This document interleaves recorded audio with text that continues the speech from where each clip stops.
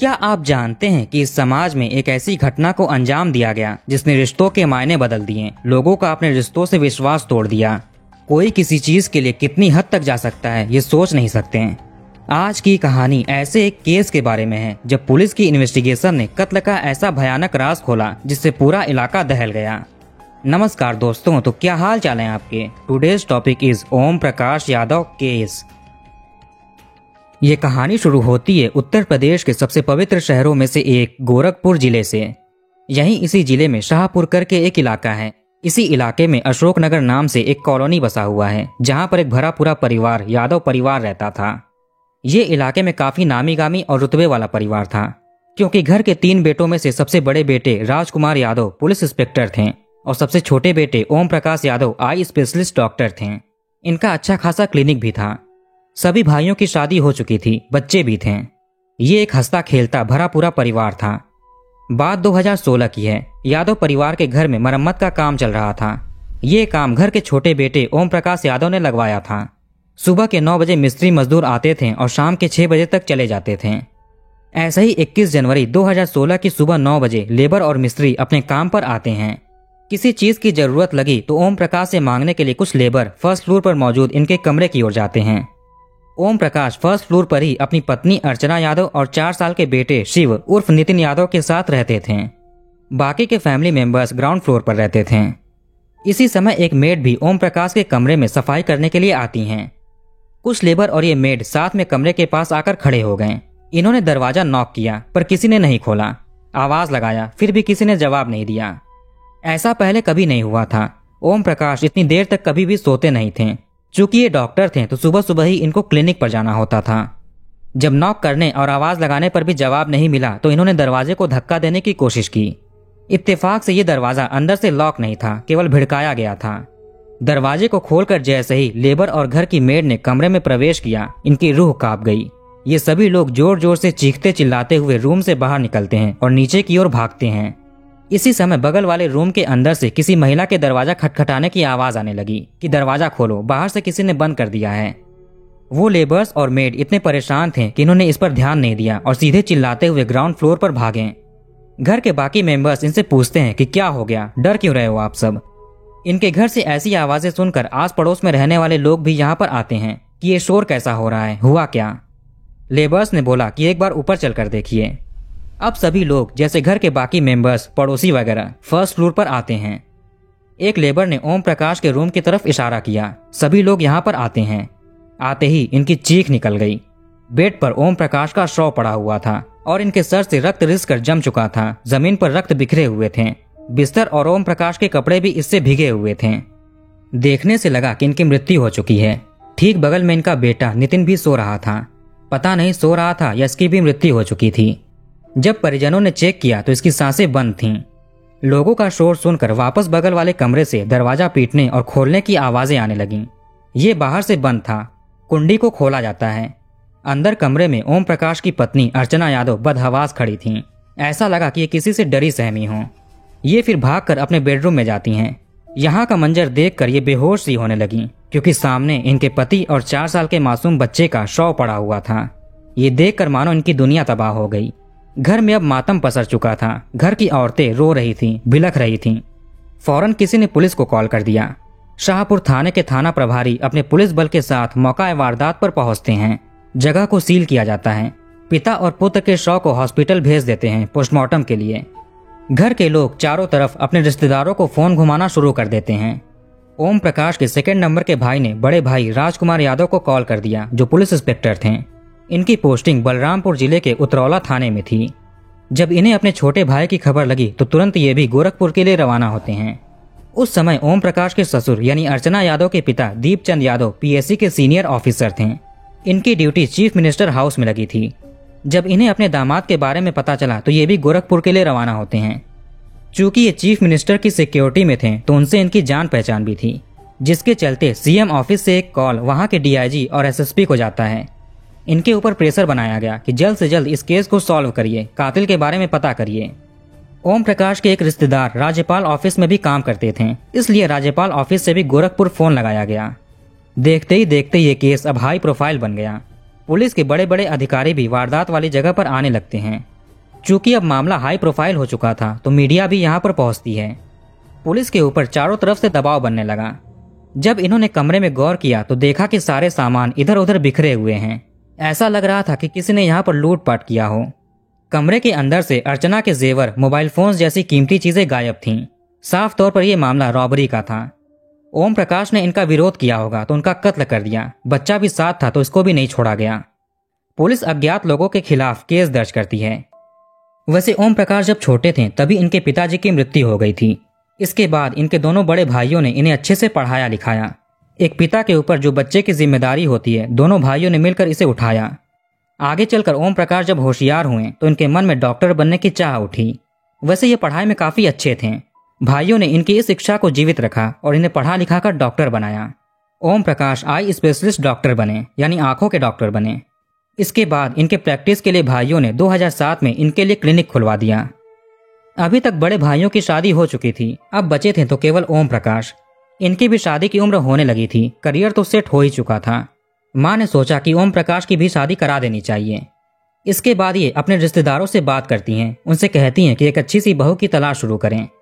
अब रिश्तेदार भी इधर उधर बात करने लगे, पता करने लगे। किसी वजह से ओम प्रकाश के रिश्ते की बात सिंगापुर में रहने वाले एक परिवार के पास पहुंचती है। वैसे ये परिवार पहले गोरखपुर का ही रहने वाला था, लेकिन किसी काम की वजह से सिंगापुर चला गया और वहीं बस गया। लड़की बचपन से ही सिंगापुर में ही पली बड़ी थी और यहीं के एक बैंक में जॉब करती थी। कुछ हफ्तों के बाद गोरखपुर में लड़का और लड़की के परिवार मिलते हैं। रिश्ता पसंद आया तो 2007 में ही पूरे रीति रिवाज के साथ लड़का लड़की की शादी करा दी जाती है। शादी करके लड़की सिंगापुर छोड़कर अपने ससुराल गोरखपुर आ गई। बचपन से ही ये सिंगापुर में पली बड़ी थी, वहां के तौर तरीके में रहती थी, लेकिन अब अचानक से इसे इंडिया आना पड़ गया। एकदम से ही इसकी पूरी दुनिया बदल गई। इसके रहन सहन का स्टाइल, कल्चर, बिहेवियर, कपड़े, बोलचाल की भाषा, लोग, दिनचर्या, सब कुछ। कहाँ पर ये बैंक की जॉब करती थी, कंप्यूटर में टाइपिंग करती थी, कहाँ अब इसे घर में झाड़ू लगाने, बर्तन धोने, खाना बनाने जैसे काम करने पड़ रहे थे। शुरुआत में तो नई नई चीजों को देखकर ये खुश होती है, लेकिन जब एक ही चीज रोज रोज करना पड़ा तो इसका मन अब सिंगापुर जाने का करने लगा।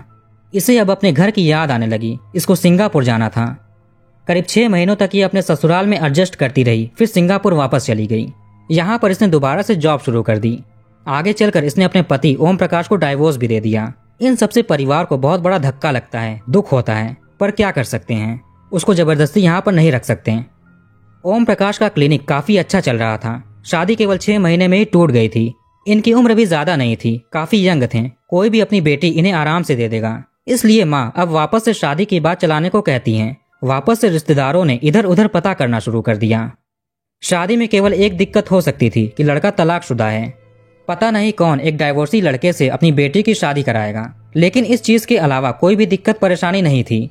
लड़का पढ़ा लिखा था, डॉक्टर था, अच्छे खासे पैसे कमाता था, उम्र भी कम ही थी, परिवार के लोग भी अच्छे स्वभाव के थे। शादी की बात धीरे धीरे दीपचंद यादव के घर पर पहुंचती है। इनकी बेटी थी अर्चना यादव।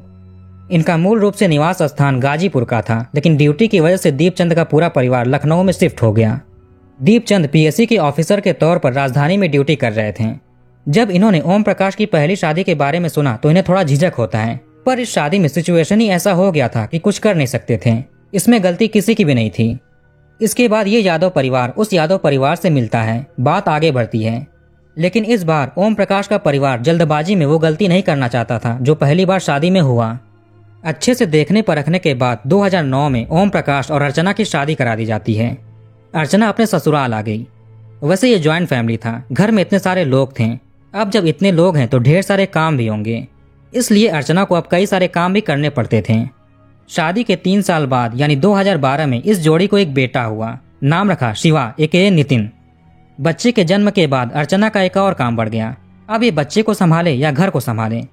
एक दिन गुस्से में आकर इसने अपने पति से बोला कि अब हमें अलग रहना चाहिए, ये सारा कुछ नहीं संभाल सकती, चलो कहीं और रहने चलते हैं, मुझे यहाँ पर नहीं रहना।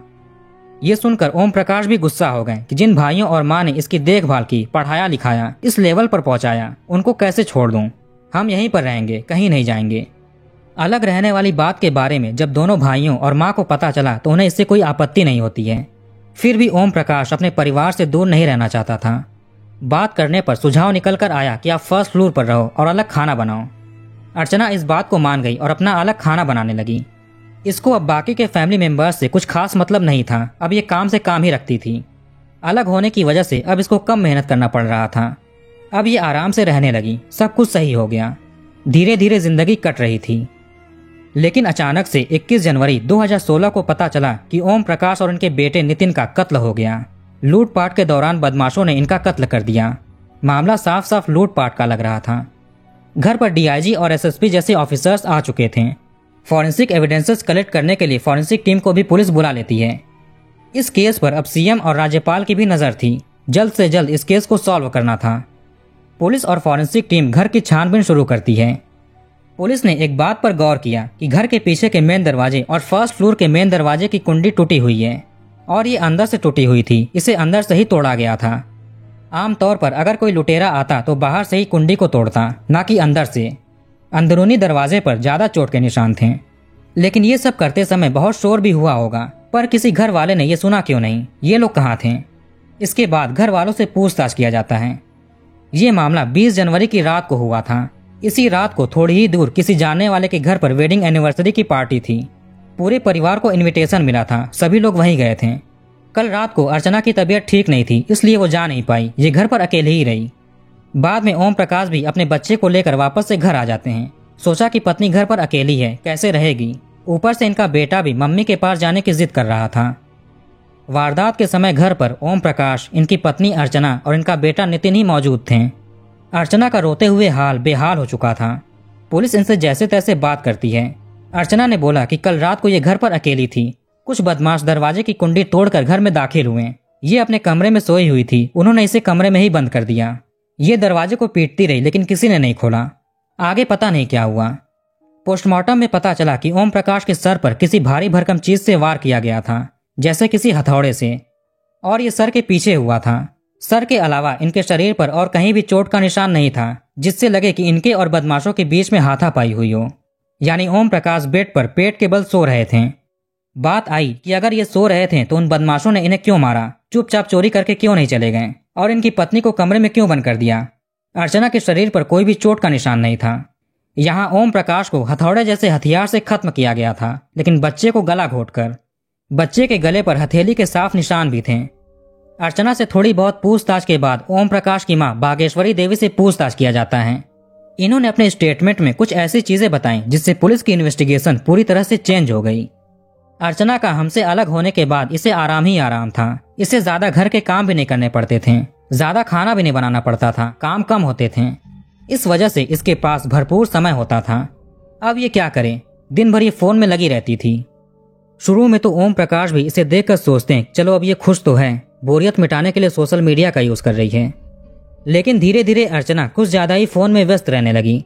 इसके जिम्मे में जो काम थे उसे छोड़कर फोन में लगी रहती थी। ओम प्रकाश जब भी इसको बोलते हैं तो ये कहती कि ये बाद में करेगी। अब इसने अपने पति और बच्चे का भी ध्यान रखना कम कर दिया। पति इससे फोन मांगते हैं कि आखिर कर क्या रही हो, क्या चल रहा है, इसकी वजह से तुम हम पर ध्यान नहीं दे रही हो, मुझे दिखाओ क्या हो रहा है। ओम प्रकाश इससे फोन मांगते हैं लेकिन अर्चना ने फोन नहीं दिया। इस वजह से पति पत्नी में झगड़े शुरू हो गए। धीरे धीरे जब झगड़ा हद से ज्यादा होने लगा तो दिसंबर 2015 में अर्चना ने अपना बेडरूम खाली कर दिया और बगल वाले रूम में रहने के लिए चली गई। ओम प्रकाश और इनका बेटा बेडरूम में सो रहे थे और अर्चना अलग रूम में।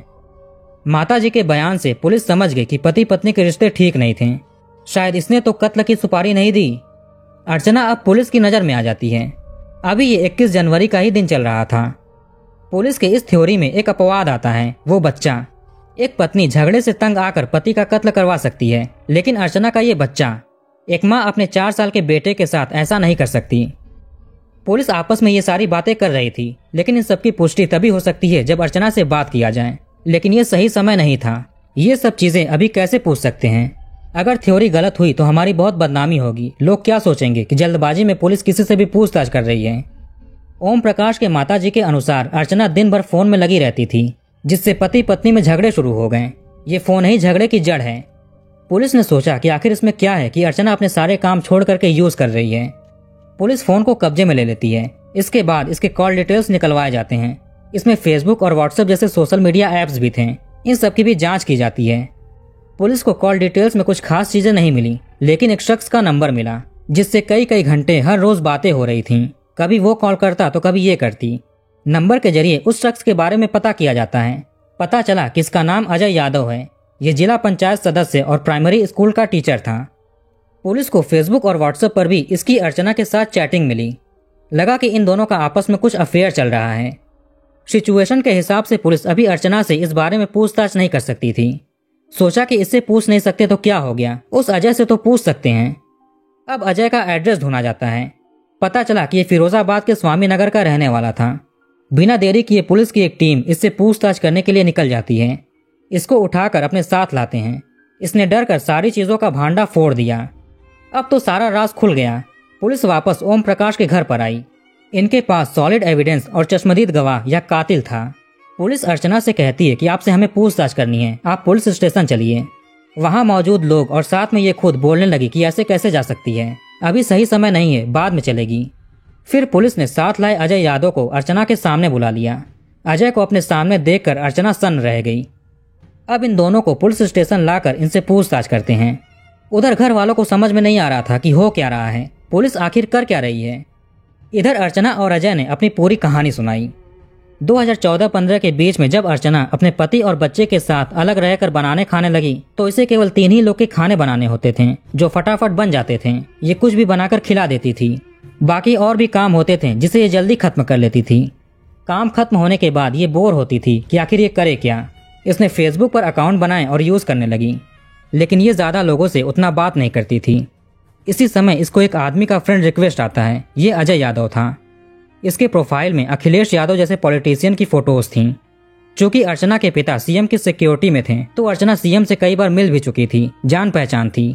इसे लगा कि अजय इनकी पार्टी का है, इसलिए इसने फ्रेंड रिक्वेस्ट एक्सेप्ट कर लिया और बातें करने लगी। बातों के दौरान अजय को पता चला कि इसने फ्रेंड रिक्वेस्ट क्यों एक्सेप्ट किया। फिर ये इसको इम्प्रेस करने के लिए पॉलिटिक्स की बातें करने लगा, जिससे अर्चना रिलेट कर पाती थी। समय के साथ ये अजय से प्रेम करने लगी, अजय भी करने लगा। दोनों ने नंबर एक्सचेंज किया और कॉल पर बातें करने लगे, व्हाट्सएप चैट करने लगे। फेसबुक पर तो चैटिंग होती ही थी। जब ओम प्रकाश इससे पूछते हैं कि किससे बात कर रही हो तो ये कहती कि इसका दूर का एक रिश्तेदार है। इसी में दोनों मिलने का प्लान बनाते हैं। अजय ने बोला कि लखनऊ आ जाओ। इत्तेफाक से अर्चना का मायके भी यहीं पर था। लखनऊ में अजय ने रूम बुक कर लिया। अब अर्चना मायके जाने के बहाने लखनऊ आने लगी, अपने बॉयफ्रेंड से मिलने लगी। दोनों में शारीरिक संबंध भी बन गया। जब गोरखपुर में पति घर पर ना हो तो ये अजय को यहाँ भी बुलाती थी। किसी को शक ना हो इसलिए कहती कि ये दूर का रिश्तेदार है। 4 दिनों तक ये अर्चना के साथ उसके ससुराल में रहता था। पति और बेटा अपने बेडरूम में सोते थे और अर्चना अलग, इसलिए इसे कोई दिक्कत नहीं थी। जब इसके पति ओम प्रकाश को इस पर शक हुआ तो ये मना करते हैं कि इस आदमी से बात मत करो। फिर अर्चना ने एक नया सिम ले लिया और उससे बात करने लगी। अर्चना ने अजय से कहा कि ये तुमसे शादी करना चाहती है। अजय भी राजी हो गया, लेकिन इनके प्यार के रास्ते में केवल एक ही रोड़ा था, ओम प्रकाश यादव। इसलिए अर्चना ने उसको खत्म करने का प्लान बनाया। कई दिनों तक ये प्लानिंग करती रही। अब प्लान तो बन गया कि क्या और कैसे करना है, लेकिन एक डेट चाहिए थी। ये डेट मिली 20 जनवरी 2016। इस दिन घर के सभी लोग थोड़ी दूर वेडिंग एनिवर्सरी के फंक्शन में गए थे। पूरा घर खाली था। अजय को इसने पहले ही बोल दिया था ये ट्रेन से अपने साथ हथौड़ा लेकर आता है। दोनों अकेले अर्चना के ससुराल में मिलते हैं। रात के 10 बजे तक ओम प्रकाश अपने बेटे को लेकर पार्टी से घर पर आए। अर्चना ने अजय को अपने रूम में छिपा दिया। फिर ये अपने पति ओम प्रकाश से मिलती है, बेटे को रूम में सुलाती है। थोड़ी देर ओम प्रकाश टीवी देखते हैं, फिर सो जाते हैं। अर्चना ने वेट किया। रात के 12 बजे तक ये गहरी नींद में जा चुके थे। फिर अर्चना अपने रूम से अजय को बुलाती है, वो भी सो ही गया था। इसके बाद इसको जगा कर लाती है। फिर ये लाए गए हथौड़े से ओम प्रकाश के सर पर वार करना शुरू कर देता है। इससे थोड़ा शोर मचा, बच्चा जग गया और सब कुछ अपनी आंखों से देख लिया। ये डर कर अपनी माँ को गले लगा लेता है। माँ खुद अजय से कहती है कि इसको भी मार डालो, इसने हमें देख लिया है, सबको बता देगा। अजय मना कर देता है कि एक बच्चे को कैसे मारें, वो इसकी आंखों में देख रहा है। ऐसे बच्चों को ये स्कूल में पढ़ाता है, इससे नहीं होगा। इसकी हिम्मत नहीं हुई। फिर अर्चना ने खुद गले लगाए 4 साल के बेटे का गला दबाना शुरू कर दिया। थोड़ी ही देर में ये भी शांत पड़ गया। इसको पिता के पास लिटा देते हैं। अभी तक घर के बाकी लोग नहीं आए थे। इसके बाद इन्होंने दरवाजों की कुंडियां वगैरह तोड़ी, कमरे को अस्त व्यस्त किया। अर्चना ने अजय को कुछ जेवर और मोबाइल फोन दे दिए और भगा दिए ताकि ये लूटपाट का केस लगे। बाद में पुलिस ने कत्ल वाले हथौड़े, चोरी हुए गहने, मोबाइल फोन और बाकी चीजें अजय से बरामद कर लेती है। ये सारी कहानी जब मीडिया में आई तो लोगों का गुस्सा फूट पड़ा। आखिर एक माँ अपने बेटे और पति के साथ ऐसा कैसे कर सकती है। केवल 24 घंटों के भीतर ही पुलिस ने इस केस को सुलझा लिया। पुलिस के ऊपर प्रेशर इतना ज्यादा था कि 21 जनवरी की रात में ही प्रेस कॉन्फ्रेंस बुलाकर सारी चीजें बतानी पड़ी।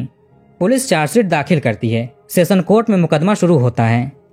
17 अक्टूबर 2020 तक गोरखपुर की अपर सेशन कोर्ट ने अर्चना यादव और अजय यादव को उम्र कैद की सजा सुना दिया। साथ में इनके ऊपर 65,000 रुपए का जुर्माना भी लगाया गया। अगर जुर्माना नहीं भरा तो पहले 3 साल की जेल होगी, फिर उम्र कैद। जेल में रहने के दौरान बाकी कैदियों ने अर्चना से पूछा कि तुमको अपने ही बच्चे को मारते हुए दया नहीं आई। इसने कहा कि मैंने उसे पैदा किया और मार दिया, इसमें तुम्हारा क्या लेना देना।